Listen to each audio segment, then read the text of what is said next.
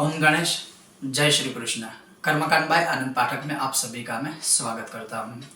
एक ऐसा लक्ष्मी कवच जो माँ पार्वती के लक्ष्मी महात्म्य के विषय में पूछने के बाद भगवान शंकर ने उजागर किया था, और इतना महान कि मूल लक्ष्मी कवच के सिर्फ 5 श्लोक है, लेकिन उसका जो महात्म्य है, उसको पढ़ने से क्या फल मिलता है, उसके श्लोक उससे भी 2 गुने है।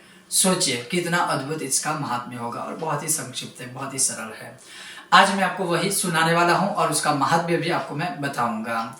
विषय वीडियो पसंद आए लाइक कीजिएगा, शेयर कीजिएगा, चैनल पर नए हो तो सब्सक्राइब करके घंटी का आइकन अवश्य दबाइएगा। तो चलिए शुरू करते हैं। सबसे पहले मैं यह लक्ष्मी कवच पूरा पढ़ूंगा और उसके बाद आपको हिंदी में उसका जो महात्म्य है, सार है, वो सुनाऊंगा।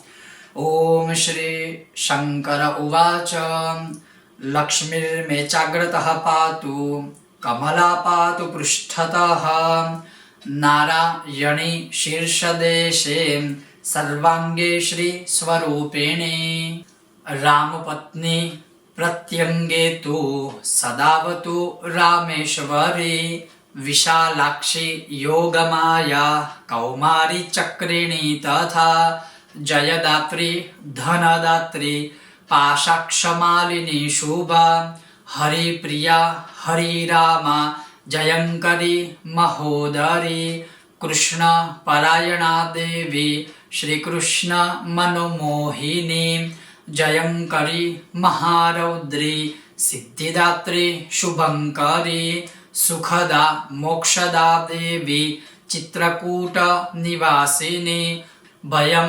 हरित्सदापायाद भवबंधत विमोचयेत्। तो ये केवल 5 श्लोकों का जो आपने सुना वो पूरा कवच था। अब उसका महात्म्य कितना अद्भुत है, उसके पाठ से या इस कवच का क्या क्या आप प्रयोग कर सकते हो जीवन में, वो जो भगवान शिव ने बताया था माँ उमा पार्वती जी को, वो सुनिए। सबसे पहले कहते हैं कि जो कोई भी मनुष्य भक्तियुक्त होकर तीनों संध्याओं में इसका पाठ करता है या केवल एक संध्या में भी इसका पाठ करता है, वह संपूर्ण संकटों से मुक्त हो जाता है। मुच्यते सर्व संकटाद।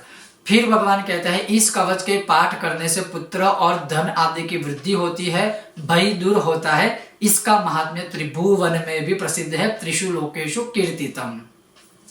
भोजपत्र के ऊपर कुमकुम द्वारा इसको लिखकर इसका रक्षा कवच बनाकर गले में अगर कोई मनुष्य धारण करता है, सर्व कामना सिद्धि उसे हो जाती है, सर्व सिद्धि भविष्यति। इस कवच के प्रसाद से अपुत्री को पुत्र, निःसंतान को संतान और मोक्षार्थी को मोक्ष अवश्य ही प्राप्त होता है। कवचस्य प्रसादतः। यदि स्त्रियां कंठ, गले में या फिर वाम बाहु अर्थात अपने लेफ्ट हैंड की बाहु में इस कवच को धारण करती है महिला स्त्रियां, तो गर्भवती जो है उसे उत्तम संतान की प्राप्ति होती है, जो बंध्य है उसको संतान प्राप्ति होती है, मतलब जो बांझ है, नहीं संतान है, उसे संतान की प्राप्ति होती है। दार्यदवि कंठे च अथवा वाम बाहु के। जो व्यक्ति नित्य भक्ति सहित इस कवच का पाठ करता है, वह विष्णु की समानता से प्राप्त होकर पृथ्वी में मृत्यु अथवा तो आदि व्याधि भय उसके ऊपर कुछ रहता नहीं है। मृत्यु व्याधि भयं तस्य नास्ति किंचन महितले। जो पुरुष इस कवच को पढ़ता है, पढ़ाता है अथवा स्वयं सुनता है या दूसरों को सुनाता है, वह स्वयं सभी प्रकार के जाने अनजाने में किए हुए पापों से मुक्त हो जाता है। इस कवच के पाठ करने से विपद, महाघोर संकट, गहन वन, राजद्वार, नौका मार्ग, रणमध्य कोई भी स्थान क्यों ना हो, कहीं पर भी इस कवच का पाठ करने से या गले में उसको धारण करने से सर्वत्र यश विजय की प्राप्ति होती है।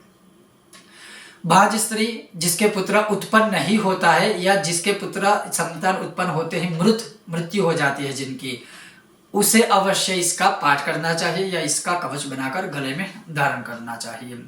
यदि 3 पक्ष पर्यंत विधान पूर्वक यह कवच सुने तो दीर्घायु, महायशस्वी, सुपुत्र प्राप्त कर सकती है गर्भवती महिलाएं। 3 पक्ष यानी 15-15 दिन का जो 3 पक्ष है, जैसे शुक्ला पक्ष के 15 दिन, कृष्ण पक्ष के 15 दिन और फिर से शुक्ला पक्ष के 15 दिन, कुल मिलाकर 45 दिनों तक अगर इसका पाठ कोई गर्भवती महिला करती है तो श्रेष्ठ संतान की प्राप्ति होती है। जो कोई भी साधक पुरुष मनुष्य शुद्ध मन से 2 महीने तक ब्राह्मण के मुख से यह कवच सुनता है, उसकी संपूर्ण मनोकामनाएं पूर्ण होती है और वह सर्व प्रकार के भवबंधन से मुक्त हो जाता है। सर्वबंधात् विमुच्यते।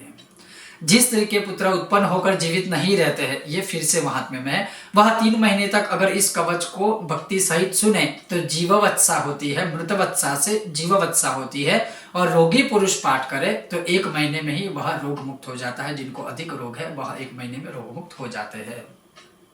जो व्यक्ति भोजपत्र पर या ताड़ पत्र पर, ताट के पत्र पर इस कवच को लिखकर घर में स्थापन करे तो उसको अग्नि व चोर का भय नहीं रहता है। जो पुरुष प्रतिदिन यह कवच सुनता है, दूसरे को पढ़ाता है, दूसरे को सिखाता है या स्वयं धारण करता है, दूसरे को धारण करवाता है, उस पर तो देवतागण स्वयं प्रसन्न संतुष्ट रहते हैं। तस्मिन् प्रसन्ना सर्वदेवताः। मैं अधिक और क्या कहूँ, भगवान शिव पार्वती जी से कहते हैं कि मैं अधिक और क्या कहूँ। जो पुरुष इस कवच को पाठ करते अथवा धारण करते हैं तो सर्व जीवेश्वरी भक्तों पर अनुग्रह करने वाली आद्या शक्ति परम्बा लक्ष्मी देवी अचल होकर उसमें वास करती है। हे उमा पार्वती, इसमें कोई संदेह मत रखिए। तो ये महात्म्य साक्षात भगवान शिव ने माँ पार्वती जी को सुनाया था। और मैंने कहा ना कि 5 श्लोक सिर्फ है, सिर्फ 5 श्लोक। ना इसका विनियोग है, ना इसमें श्रापित है, ना किलित है, ना कोई नियम धारण करना है। किसी भी दिन से, किसी भी समय, कभी भी अपनी कामना को मन में रखते हुए इसका आरंभ कर सकते हो। अवश्य ही इस कवच को जैसे जैसे भगवान शिव जी ने इसका महात्म्य बताया है उस कामना के अनुसार अगर आप इस कवच का प्रयोग करते हो तो कवच माने रक्षा, अवश्य वो काम करता ही है। तो अवश्य इस कवच का पाठ आप भी अगर करना चाहो तो करिए। कुछ दिनों में अगर कुछ अच्छे अनुभव भी होते हैं तो हमारे साथ आप साझा कर सकते हो।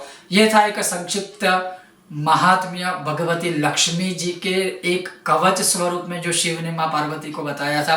आपको यह कैसा लगा मुझे बताइएगा। और अगर आपको यह विषय वीडियो पसंद आया है, बिना भूले विषय और वीडियो को लाइक कीजिएगा, अधिक से अधिक साझा कीजिएगा। चैनल पर नए हो तो सब्सक्राइब करके घंटी का आइकॉन अवश्य दबाइएगा। बहुत जल्द मिलते हैं नए विषय और वीडियो के साथ। तब तक देखते रहिए कर्मकांड बाय आनंद पाठक। ओम गणेश, जय माता दी, हर हर महादेव।